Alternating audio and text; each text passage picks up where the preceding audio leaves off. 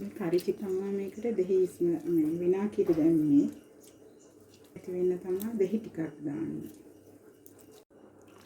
මේක කරි චිකන් හින්දා තමයි විනාකිරි දැම්මේ. දෙහි දාන්නේ පිළිගඳ නැති වෙන්න. කරි චිකන් හින්දා තමයි චූටි කෑලි කපලා තියෙන්නේ. දැන් මේක ටික වෙලාවක් මෙහෙම සීසන් වෙන්න දෙනවා.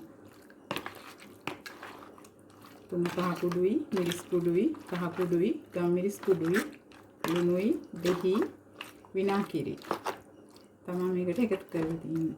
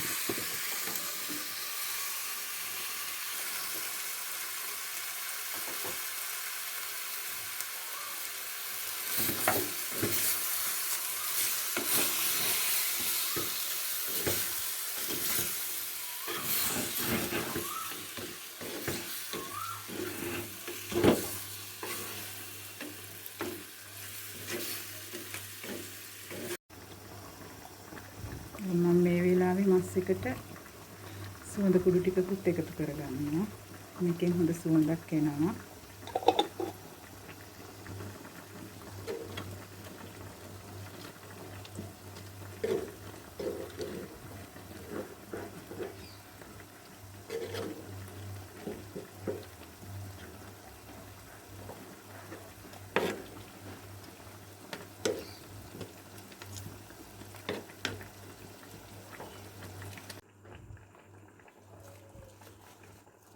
මේ එකතු කරගන්නේ vegetable ghee ටිකක්.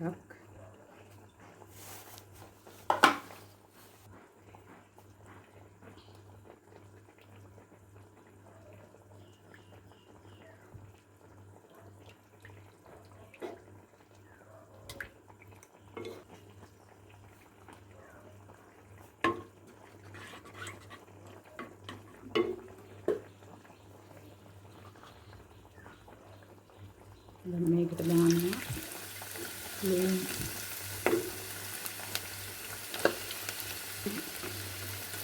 ලුණුයි, සම්පයි, කරපිංචයි.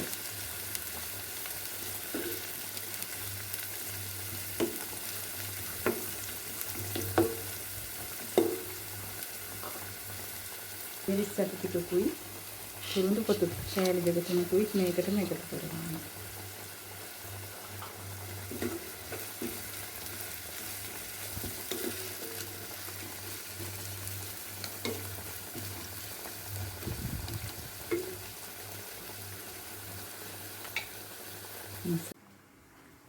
මේ හොදගත්ත කීරි සම්බහාල් වලට මම මේ දිය කිරි ටිකක් එකතු කරන්නේ.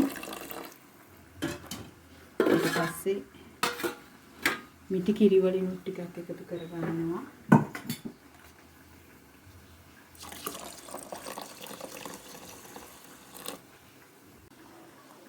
කිරි දාලා ඉවර වෙලා මදි ප්‍රමාණයට වතුරක් දාලා මේකට දාගන්නවා ලුණු කුඩු රසට.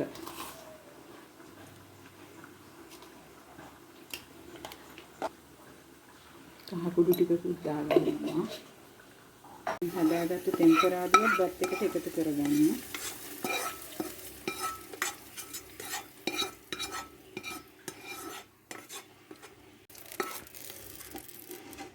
මේක දැන් හොඳට කලවම් කරගෙන මම මේකට එනසාල් ඇට එකතු කළේ නැහැ. ඒ එනසාල් කුඩු ටිකක් එකතු කරගන්න ඕනේ.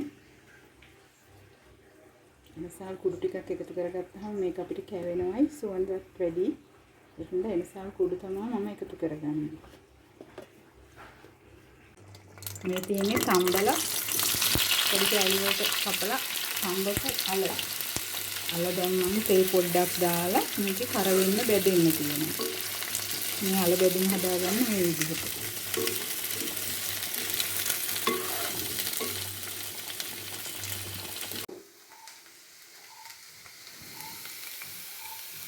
පොඩි වෙලාවක් තෙලේ බෙදෙන්න දීපු තම්බපු අල ටික අයින් කරගෙන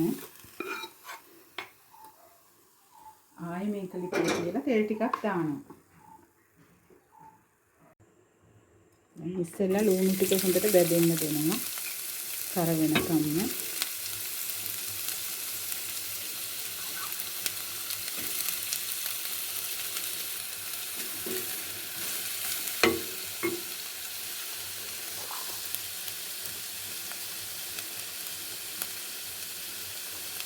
දැන් මේකට ලුණු එකතු කරගන්නවා. මම අලවලටත් ලුණු දාලා තම්බලා තියෙන හින්දා ලුණු ටිකක් වෙන්න එකතු කරගන්නවා.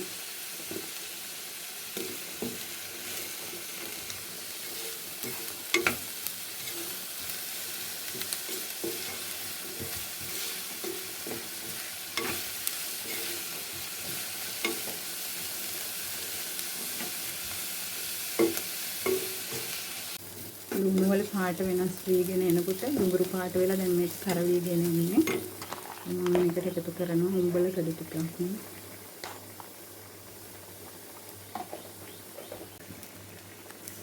කපාගත්ත අමුමිරිසුයි කරපිංච ටිකයි මේ වෙලාවෙම එකතු කරගන්නවා. දැන් මේක මේ රන්වන් පාට වෙලා තියෙන ලුණු ටික.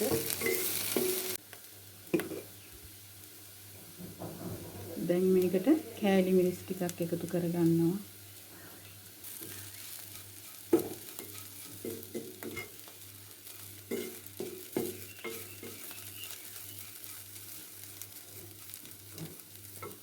දැන් මේකට කපලා තම්බලා මේ බෙදගත් අල ටික එකතු කරනවා.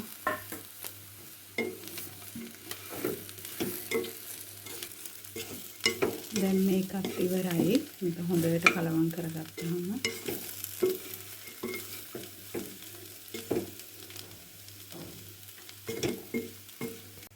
ඒ අතරේ මම අනිත් ලිපේ පරිප්පුවකුත් හදාගත්තා. මේක ලැහැස්ති.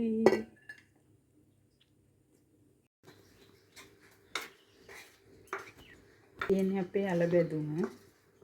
මේකේ ලුණු එහෙම ක්‍රිස්පි ගතියට තියෙනවා.